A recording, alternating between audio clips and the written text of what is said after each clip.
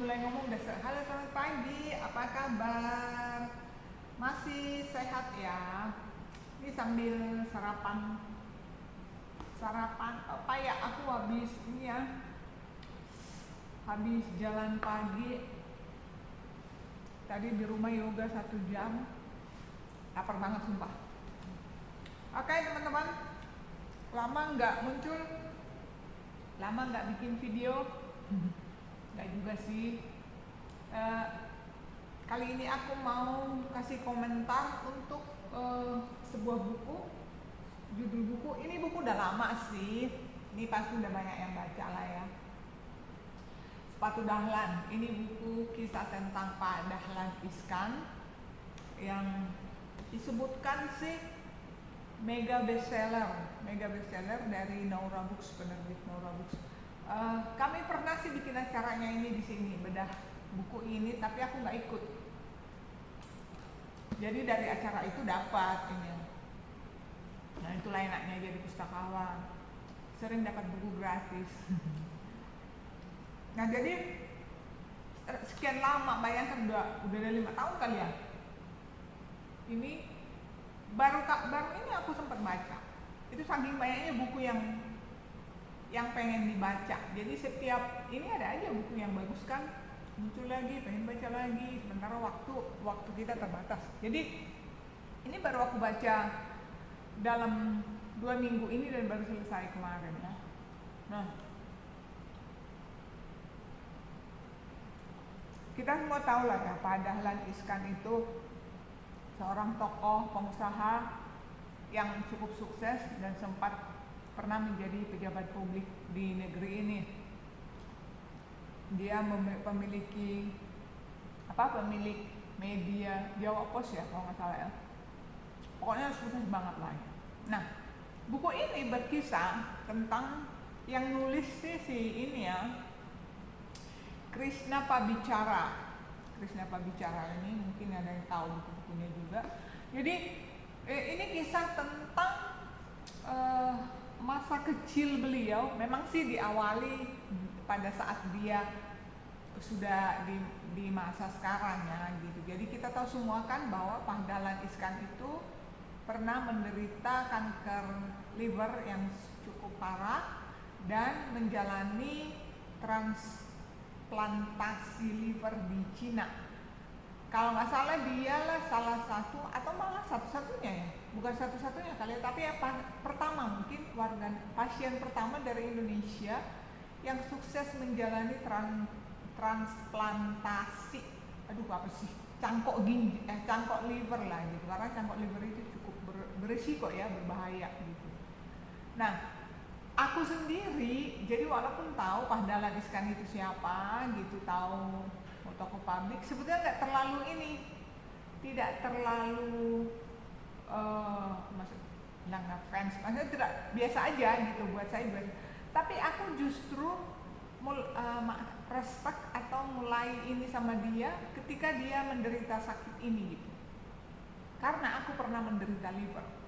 Ya walaupun nggak sampai kanker, tapi aku pernah dulu menderita liver yang cukup serius, dan itu aku sampai suntik interferon selama 6 bulan. Interferon itu adalah obat untuk hepatitis. Jadi waktu itu tahun 90-an, 92-an ya, itu lagi ini banget hepatitis di Jakarta, di Indonesia lah.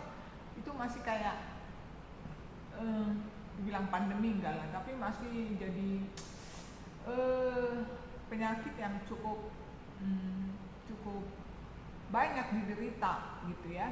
Nah, jadi sejak itu sejak dia menderita kanker liver ini aku ikutin kisahnya, berita-beritanya gitu. Nah, di sini buku ini, aduh, aku tuh baca buku ini ya kayak baca masa kecilku juga di kampung, karena khas kampung banget kan. Dan Pak Dahlan ini ternyata berasal dari keluarga yang sangat sederhana, miskin, yang bahkan untuk makan 3 kali sehari itu juga udah suatu kemewahan lah bagi dia itu. Kemudian ternyata memang dari keluarga beliau, dari keluarga ibunya khususnya, itu ada semacam turunan sakit liver.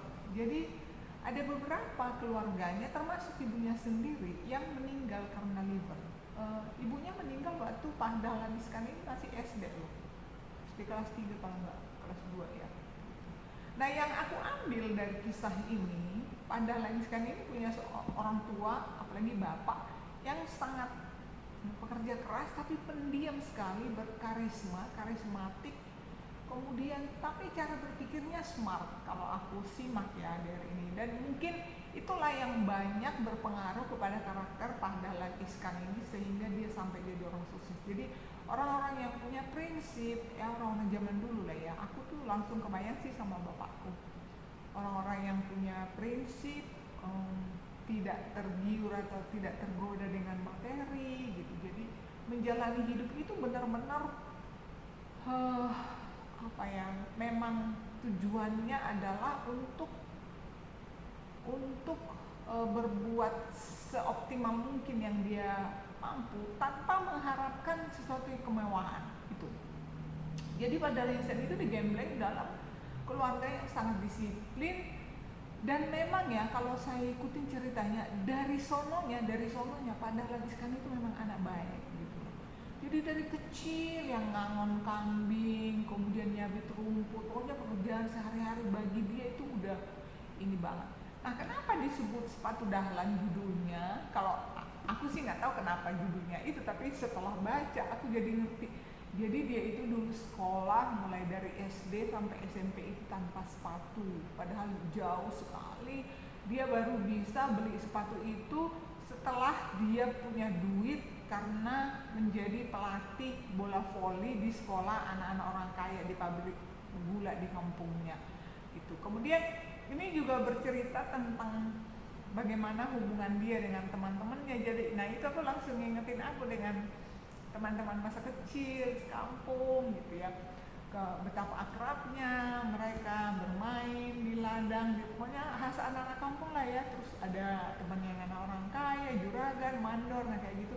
Dan bagaimana asmaranya dia gitu, walaupun ya hanya sebatas naksir gitu. Aku sebenarnya penasaran dia dengan kisahnya dengan Aisyah ini gitu. Jadi nah satu hal yang aku ini ternyata Pak Dahlan Iskan ini romantis banget, puitis. Jadi dari kecil dia selalu menuliskan apa yang dirasakannya dalam sebuah buku diari mungkin ya, buku harian lah gitu.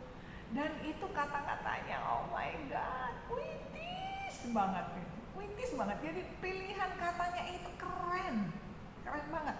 Aku pikir ini dikumpulin gak ya, ini catatan harian beliau ini dibukukan, keren banget kali tuh ya.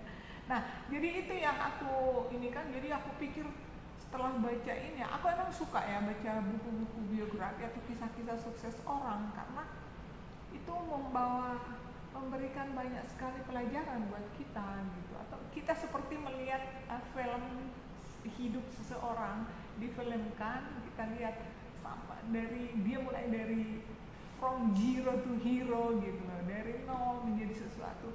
Aduh bagus banget gitu. Jadi nah itulah kisah buku ini teman-teman. Bagi yang tertarik baca silahkan, mungkin di perpustakaannya ada. Ini bayangin sampai bulu begini baru aku baca loh. Kelamaan di rak tahu nggak? Nah itulah review saya terhadap bukunya Pak Dahlan Iskan. Mudah-mudahan banyak apa ya, anak-anak sekarang baca nih begitu-begitu biar termotivasi bahwa kesulitan, penderitaan itu semuanya bisa terlampaui kalau kita memang menjalaninya dengan benar maksudnya ya tetap bekerja keras, bersyukur, jangan lari dari masalah, kemudian dan jangan mengatasi masalah dengan cara-cara yang tidak baik. Nah, seperti itu. Oke teman-teman, aku lanjut dulu ya. Oke, bye-bye. Jangan lupa dong, jangan lupa di like, subscribe,